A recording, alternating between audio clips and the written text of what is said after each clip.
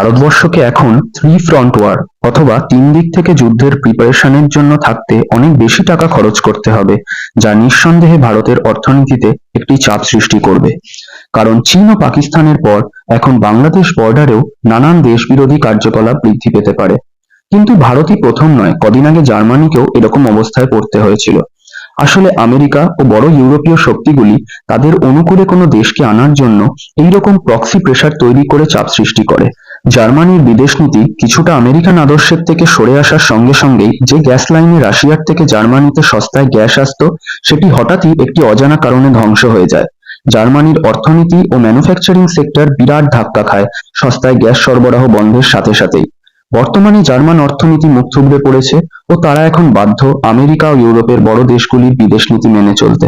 ঠিক একইভাবে ভারত যেরকম কিছুদিন ধরেই পশ্চিমের দেশগুলির বিরুদ্ধে কথা বলতে কোনো রকম দ্বিধাবোধ করছে না ও যুদ্ধের মধ্যেও রাশিয়ার থেকে তেল কিনে গেছে, যেটি রাশিয়াকে খুব সাহায্য করেছে।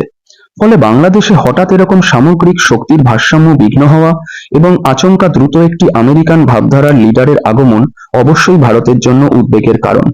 সাউথ ইস্ট এশিয়াতে যদি আমেরিকা এরকম প্রক্সি ওয়ার শুরু করে, তবে নিঃসন্দেহে সবগুলো দেশের ওপরেই এই প্রভাব পড়বে।